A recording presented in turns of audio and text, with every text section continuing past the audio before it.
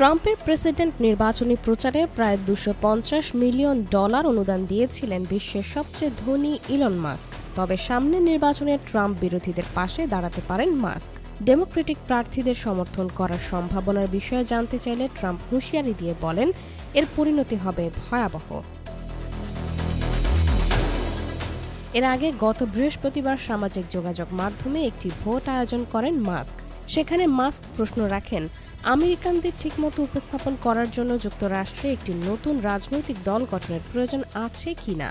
এ প্রশ্নের উত্তরে নতুন রাজনৈতিক দল গঠনের সম্মতি জানায় ৮০% মানুষ।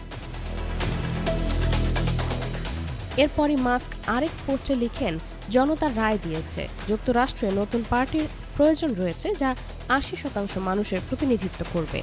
আর ঠিক ৮০% মানুষই সম্মতি জানিয়েছে। এটাই নিয়তি। এর একদিন পর শুক্রবার ভোটের ফলের ওই পোস্ট শেয়ার করে মাস্ক সম্ভাব্য একটি রাজনৈতিক দলের নাম জানিয়ে লেখেন, দ্য আমেরিকা পার্টি।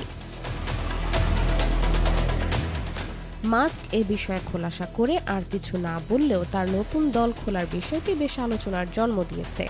এদিকে ট্রাম্পের ভাইস প্রেসিডেন্ট জেডি ভ্যান্স মন্তব্য করেছেন, মাস্ক এতটাই পারমাণবিক হয়ে উঠেছেন যে তাকে হয়তো আর রিপাবলিকানদের মধ্যে স্বাগত জানানো হবে না।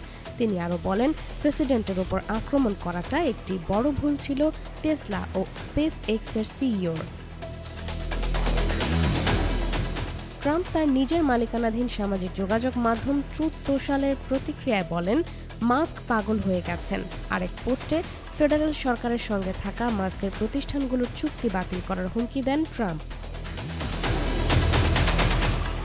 IBTV USA, New York.